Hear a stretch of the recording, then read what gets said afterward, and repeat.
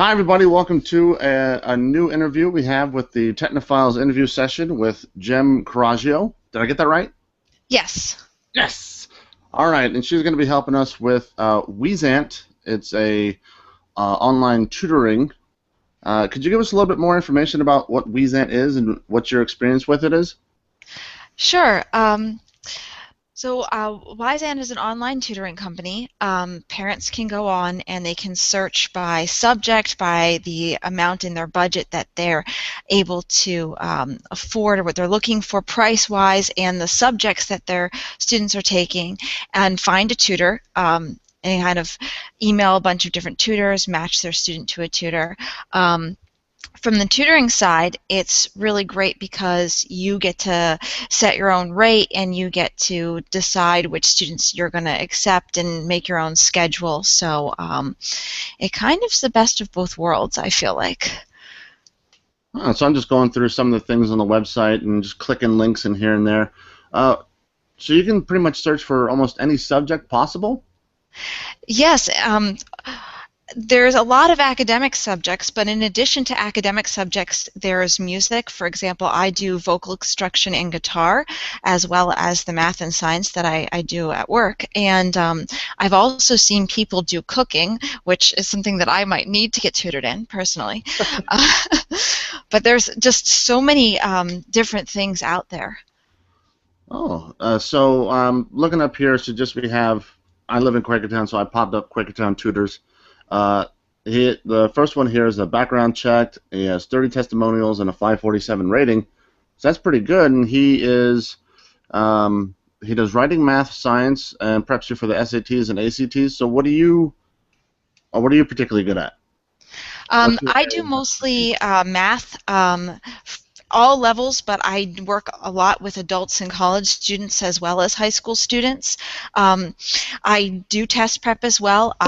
In addition to like SATs and ACTs, I've done the GMAT, the LSATs. I've done a lot of work with the praxis tests. So if you are a teacher who needs, or potential teacher who needs help with that, and I do have music on my profile, but like I said, I focus on the academic subjects. I do a bit of science too. I've had chemistry and physics students primarily, um, but I can kind of do all the math and sciences there. Oh, fantastic! And how'd you get involved with? Is it WyzAnt or WyzAnt or? You know, I've always said WyzAnt, but I think everyone kind of just pronounces it the way they want to pronounce it. I think WyzAnt's pretty good. We'll go with WyzAnt. That'd make more sense anyway. Yeah, I always thought that they were alluding to saying wise something else. Um, I but didn't say it. yeah, my mom, who's also a teacher, mentioned it to me, and honestly, I've done a lot of different tutoring companies, so I wasn't that enthusiastic when I first heard about it. I was like, okay, well, I'll make a profile, and if I get students, I get students, and if I don't, I don't. And for a while, my profile just kind of sat there, and then I had a student, and they wrote me a glowing review, and then all of a sudden, I had more students than I could handle. And it was really amazing, and the deal for tutors is just so much better than any place I've ever tutored. Now WyzAnt is the only way that I will do it. Um, Even though WyzAnt takes a cut, it's not nearly as much as other tutoring companies, and it's still better than trying to find students on your own, because I could never build the student base on my own that WyzAnt has helped me build. So did I find your profile here? Yep, that's me. Ah, fantastic. So it gives you pick the tutor that you like, the one that interests you the most, and it gives you the complete breakdown of everything that they got going on. It even has like a little small bio and everything. So, wow, you got a lot of stuff going on. Gotcha. What is the praxis? I don't know what praxis is. The praxis exam is a test for teachers. So in order to become a teacher, in order to get your teaching certificate, you have to pass the general praxis, which everyone has to take, which has math, reading, and writing. And then you also need to take a praxis exam in your subject area. So math teachers would have to take an additional math praxis. Science teachers, like if you taught chemistry, you'd have to take a specific chemistry praxis. Holy guacamole! Look at all this stuff. Look at what you could. You know Japanese? Hai, soda no. That's so wrong. yes, it's true. You know. That's so bad. I don't know. Holy cow! It must have taken you at least 2 hours just to get all the credentials you have on there. I mean. Well, I still haven't taken the test for everything that's listed. I've taken the test for, I think, all the maths and most of the sciences, and generally if somebody approaches me about something I haven't taken the test for, I just like go take the test right then, because it is a lot. It looks like a lot. So they find you and they say, okay, I want to message you, I want to get learning on learning Japanese. Mm-hmm. And so they message you, they tell you about the tutoring subject, they tell you their first name, last name, their email, their zip code, and they send it to you. Now, is it usually is it in person or do you do online videoing? WyzAnt does have a virtual platform, and so I do sometimes do the virtual stuff. I actually work at a virtual school, so I'm like really good with the technology stuff, but most of my students want to do in person, especially if they're not used to virtual platforms themselves. But I have a student who I had in person for high school this year, and next year he's going to be away at college, and he wants to still use me, so we probably will be doing virtual all year next year. Fantastic. Yeah. My goodness, you're just a little busy person. Where do you find time for all this? Well, honestly, that's one of the reasons why my rate is a lot higher than the average tutor rate, because I ended up with more students than I could handle, and I have a hard time saying no to anybody. So whenever I had too many students, I just put my rate up a little bit. So you're just trying to weed them out, like, listen, you don't have the money, go away. I can't say no, but I'll just try to price you out. Just go. I feel bad doing that, but what else am I going to do besides then say no to people, and then I have to decide who do I say no to, but yeah, it's a little supply and demand. Holy, I don't even know half of these things that you have for math. Like, I used to be really good at math. I have no idea. Actuarial science? Don't know. That actuarial science is something that you would study if you wanted to be an insurance adjuster or something like that. It has to do with probabilities and how to predict how much money an insurance company should charge somebody for a policy. Amazing. I didn't even know there was an actual needing for math on that one. I just thought they come around going, 650, go. And discrete math. What's discrete math? Discrete math is it's something used mostly for math or computer science majors. It has a lot to do with logic. You learn things like number theory and graph theory. You might learn like modulus, which is used in a lot of cryptography. And just like the basis for how numbers work together. Wow. Don't even know. Sight singing? What's sight singing in the music category? So if you've heard a song, a lot of times you can sing it by ear, but if you've never heard a piece of music before, you should be able to look at the music and be able to sing that. That's sight singing. So like reading it cold off the page and being able to sing it.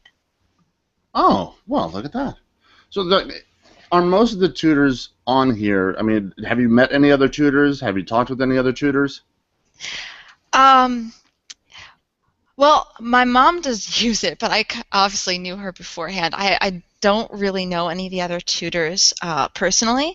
When I was making my profile, though, I did kind of look up like other people's profiles and like especially WyzAnt does this really cool thing where they tell you the top 5 tutors in your area, so you can kind of look on their profile, get ideas of how to set your profile up to be attractive to parents.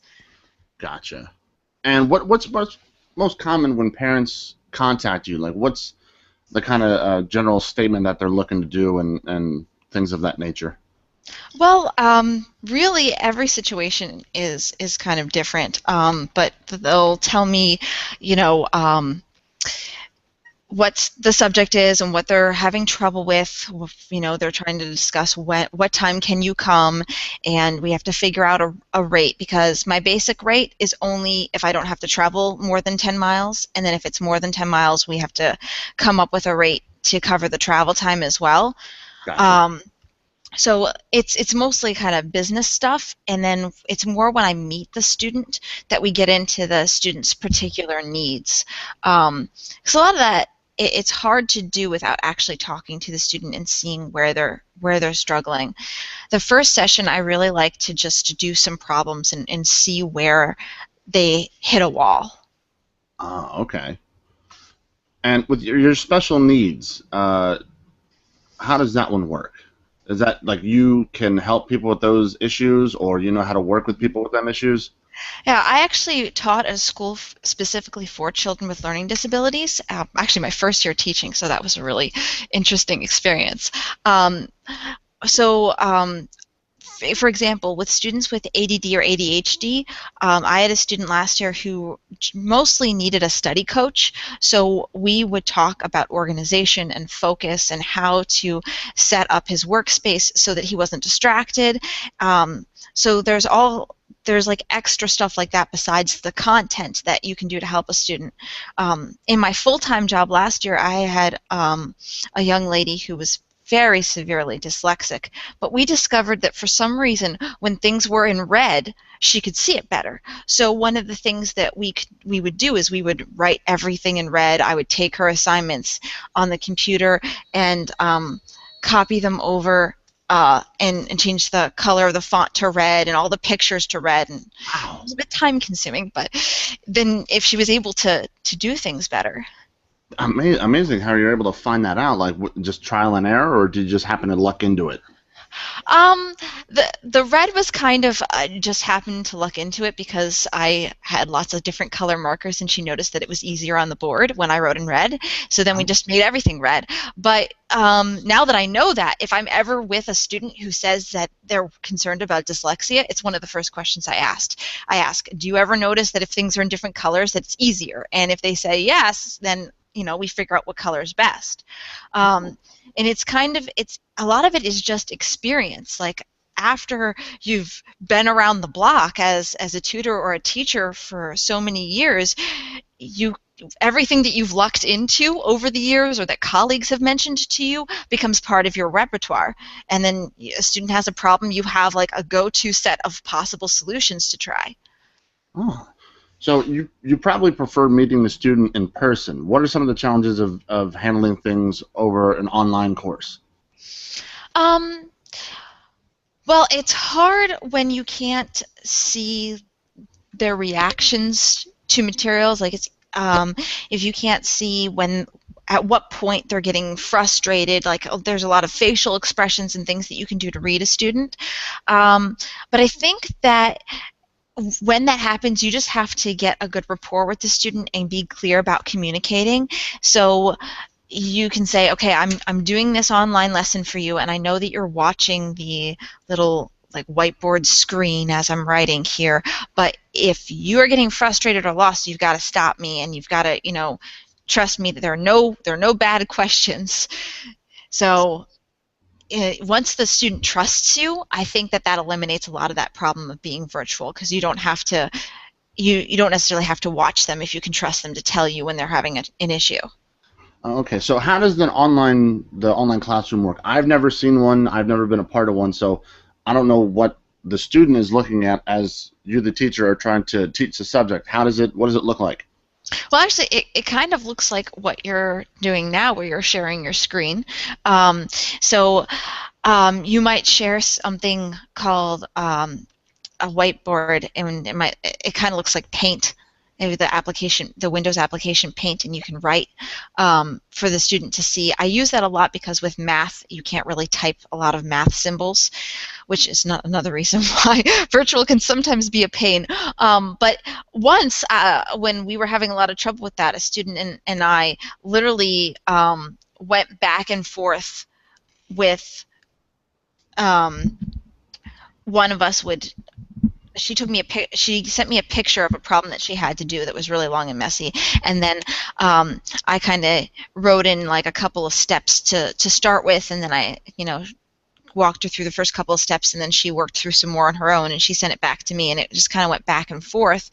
And I think at points it was kind of like we were like writing on the picture on our own, and then sending it back once she made a breakthrough or got stuck. Oh, so that's, I mean, I can see how paint would help out a lot. Mhm. Yeah. Now you said you do a lot of virtual online classes already. You're like in a school of that nature. Is that how everything works like that? Most platforms are really similar. The platform that I use at work, I'm a lot more familiar with than WyzAnt's because I use it all day long, every day. And but from what I've seen, the WyzAnt platform is really similar. Okay. And do you have any troubles with any students? Like, is there like what would be some examples of students that were, they contacted you and you got with them and you're like, you know what, we're really not getting anywhere. Um, I haven't really had that happen. Although I had a student just like up and disappear on me, and I don't know to this day what happened. Um, he was it was a college student who was in way over his head. He was taking calculus, but he didn't have the algebra knowledge that he was required for the calculus, and we were trying to go back and fill in that knowledge, and then I just got an email saying I don't know if it got too expensive or what, or if he decided to drop the course, but it was just like we're done, no explanation. And I was like, okay, but that's really very rare. I can't imagine that. Like, yep, we're done. And you're like, not a nothing, not a high, not a buy, not a It nothing. was very out of the blue to me because I'd never had that happen before. But maybe they were experimenting with other tutors, and they found somebody who was less expensive, and it clicked with him, or something like that. I mean, there could have been a lot of reasons. He may have decided to drop the class, like I said, and but he just didn't give me an explanation, so I don't know. Wow. What's some of your best success stories? It's really hard for me to pick just one, and I was taking this class because I'm getting my master's right now in educational leadership, and one of the classes that I had to take, at the end of the course, we had to do an assignment where we brought in documents to sell yourself, like as if you're on an interview. And one of the things that the professor suggested we bring in was parent feedback. And I see you're on my feedback page right now. Yes. And I printed that feedback page out to bring with me, and I didn't realize until I printed it out that it was 3 pages long. I had no idea. But and you can see each parent doesn't, they write a couple sentences, but it was just the number of parents and the number of kids and I've only really been tutoring with WyzAnt for a little over a year is when it picked up. Like I had like 3 students the year before, and then last year is when I had that explosion. Once somebody rated me and gave me that first student feedback, and I think parents don't want to trust a tutor who's not rated, and I understand that. Oh, yeah. And then all of a sudden I had an explosion, and just in the past maybe year and a half at most, I've had 3 pages of parent feedback. Wow. That's all wonderful, like you're looking at right now. So to me that was really a big moment. The 3 people that gave you 2 stars, I want to see that one and see what their problem was. Yeah, it doesn't tell me who they come from, so I don't know. And I think I guess it can't always be perfect. Now, looking on your resource page, psychology. How hard is that to teach without personally seeing the person? Like, is that a difficult subject to teach? I've never attempted to do psychology not in person. It's just something that hasn't come up. But I don't think that it'd be very different from other subjects, because psychology, I mean, a lot of it is remembering all the vocabulary involved, and like if you're taking abnormal psych, which is what most people are interested in taking, it's like remembering all the disorders and what the symptoms of it are. It's no different than any other subject matter where it's just you've got information to retain and to work through. Oh, okay, that works. Because I would think any of the sciences ones, you kind of have to like really. Yeah, I would actually say that it's harder to do math and science virtually because there is so much like specific symbology involved, and it's hard to write those over the computer. I got to invest in a software that does mathematical symbols like LaTeX or something so that I can share my screen and type math symbols. And just make it a lot easier on you. It will. I've got to do that one of these times when I have a spare moment. I don't think you can. You're over 600 hours plus, and I'm pretty sure there's people contacting you almost on a weekly basis. Yeah, in fact, I just got a new inquiry last night. Oh, I'm like, I got to keep pricing people out of my price point. I can't say no. And what's the most common subject you're being asked to help tutor on? Probably Algebra 2.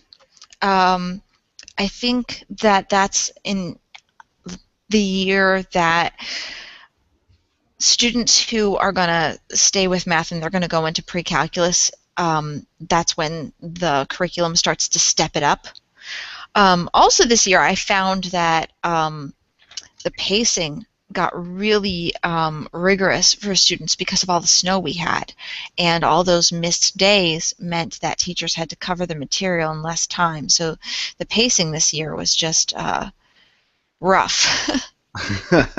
Yeah, I can imagine with all the snow, people are like, listen, we got to cram 3-4 days that we missed into one. And you know what, I did it too because I work at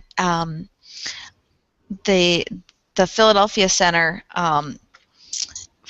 and even though my school is full-time virtual, I have students who come in person for extra help, and when they don't have that extra help, it really you could really see the effect of that. So I kind of wish some of my students at school were getting tutors at home.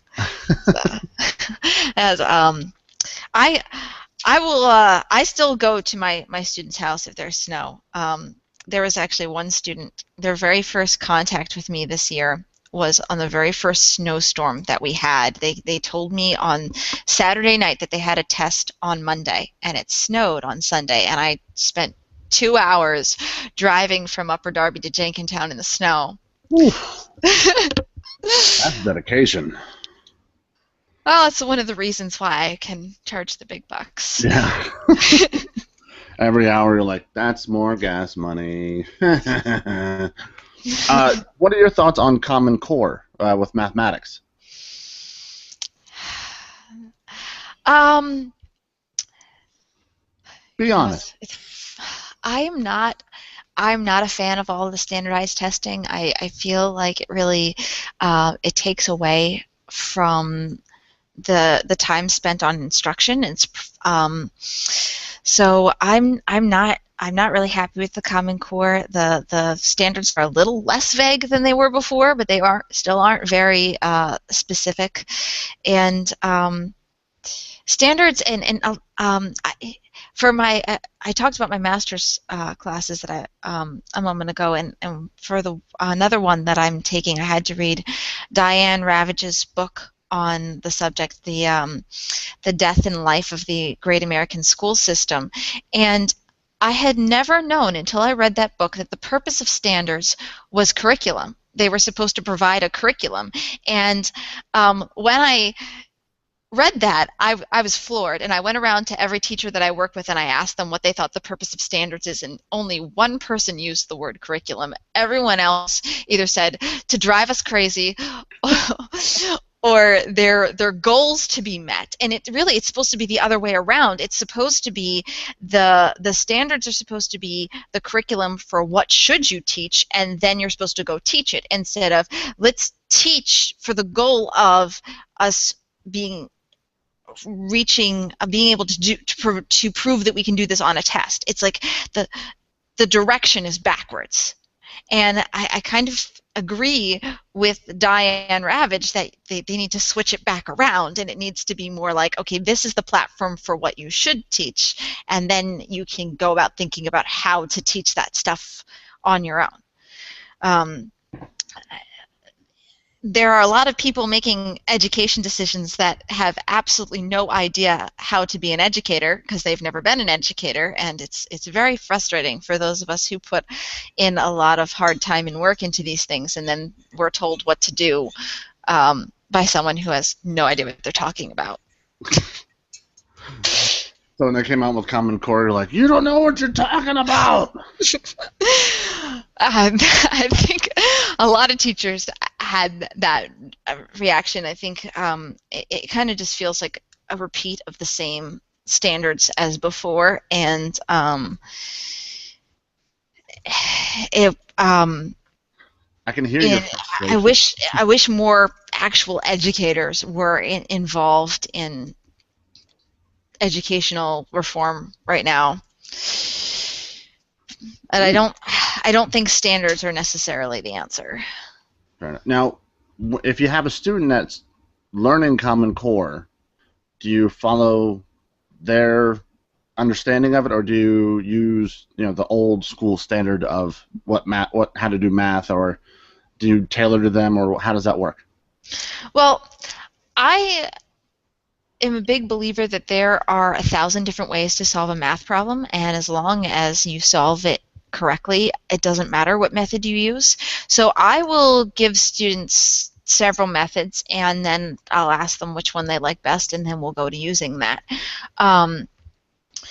And as far as like curriculum, especially, well, when I tutor, I'm pretty much stuck with whatever's going on in the class, and sometimes I'm like, oh, this is a good book, and sometimes I'm like, this is the worst book that I've ever seen, and I'm sorry that you have to use this book.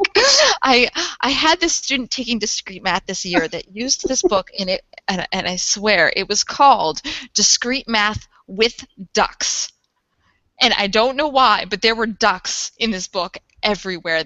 In the glossary with all the math terms, there was the word for duck in like 1 billion different languages. And I'm like, why are there ducks in this book? It has nothing to do with math. And it was just the strangest book I've ever seen. I find this book so bad. It would start a chapter off, and the very first thing in the chapter, it would say, try this, and it would have problems to do before they explained anything about how to do them. And it just drove me nuts, this book. There are parts of it that were very funny, and I can understand why someone who really loves math who would be like, oh, this book is so hilarious, I would love to use this in a class, but don't just use that book because it doesn't really teach well, and your point is not to be funny. Your point is to teach. You might copy and give a couple handouts from this book in addition to having a real book to teach with. Oh my goodness.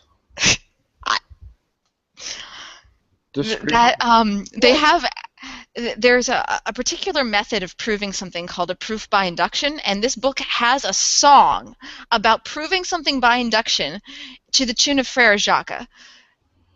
Wow. And like, that's all great and funny, but that's not like really helpful in teaching someone how to do these problems if you don't explain the steps before you give them a problem and then show them several examples of how to do it. It's wow. So I try to fill in the gaps when there's a book like that. You just take the book and we're just gonna put this over here in the corner, and we don't talk about this book over here. Unfortunately, if the professor is using that book, you really can't do that because you have to prepare them for what's going to be on the exam. And what's going to be on the exam is very likely going to be taken right from that book. So what I will do is I'll supplement the book, and I will give my own materials, and then after I've taught the student how to do a problem, then we'll go back to the book and say, okay, now here are the problems in the book, and these are what the problems on your test are probably going to look like. Can you do these now that we've done some together on, about the same subject? And usually that's successful. Because if you know the material, then the funny book is fine. Fair enough.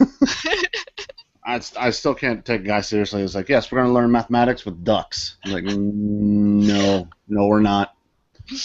I have to say, I the first time I saw that book, I was just unbelievably stunned. I had no idea that a book like that existed. But it's not it's actually not even the worst book I've seen. What's the worst?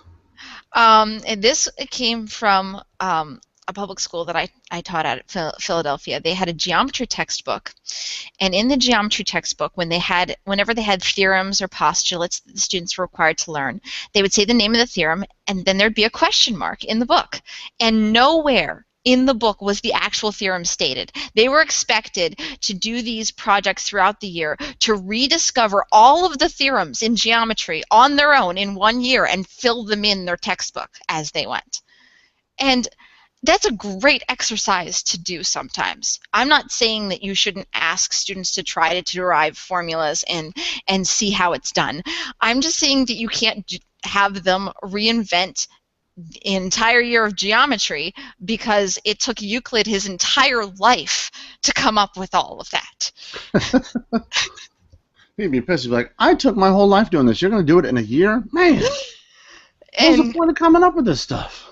The textbook needs to be a reference point. You need to be able to go to that textbook and look something up if you don't know it. So having the name of the theorem and then question mark is just defeating the purpose of having a textbook. Wow. Fair enough. About how many times, how long do you have students to tutor? Like, do you usually do maybe once or twice and they're done, or is it an ongoing process? Oh, usually it's an ongoing process for the semester or for the year, or from whatever point they contact me. I absolutely hate when a student says, the final's tomorrow and I need help. Like, at this point, I will do everything I can, and I will rearrange my schedule to try to be there to help you for your final tomorrow. But it's probably too late. Like, you don't contact me the day before the final, please, because there's only so much you can do. So now we've learned, don't contact day before final. Give yourself a little bit of lead time. Yeah, because the thing is, it takes time for you to convert short-term memory into long-term memory. So you might be we might work through all these problems, and you might be doing really, really great. And then you go to sleep, and you wake up the next day for the final, and you've forgotten some of what we did yesterday because it takes time and repeatedly practicing something for it to become long-term memory. Something I learned recently, actually, because my daughter is 3 years old, and one of her teachers told me that in order for her to learn a new word, she has to hear or use the word 3,000 times. And at first I was like, there's no way. How would anybody ever learn language if you had to hear it 3,000 times? And then I thought, well, how many times do you use a word during the course of the day? Like, how many words are you saying all the time? You probably do, without even realizing it, hear a word 3,000 times before you're one when you start speaking. Yeah. But that made me think, that's probably very similar to how many times you need to learn, use or observe a new concept in order to actually learn it for it to become long-term memory. If you stop using it, it won't cement. Wow. So you have a 3-year-old who's already learning, who's already with teachers and everything? Oh, yeah, she goes to a really good Montessori school, and then over the summer, I actually printed out my school's kindergarten curriculum. Even though most of it's like too hard for her, I'm gonna kind of modify it down to her level, and we're gonna have little school time during the summer. Oh, joy! I have a little schedule drawn up at 9 o'clock. We're going to do 15 minutes of writing where she practices writing letters and numbers. And then at 9:15, we're going to do math or whatever it is. I have the schedule all drawn up. Wow, it makes me feel like I'm slacking with my kid. I'm like, yeah, 9 o'clock, so run around the yard. Go nuts, kid. Just do what you got to do. Well, for parents who don't have the skills and the resources to do it on their own, you could always hire a tutor. That's a good segue you did there for WyzAnt. How would they go about finding a good tutor? Search the subject? I would recommend that you come to WyzAnt.com and you put in the subject that your student would need help on and your zip code, and you search and you see who's available. And especially if you need help with the math and sciences, you can come directly to my profile. That's on the screen right now. Plus, she does all this other things. Or anything. Idea. It's amazing. And if your child is in elementary school, I'm doing the same thing with my daughter. So I can do language arts and history and the other things for the elementary levels.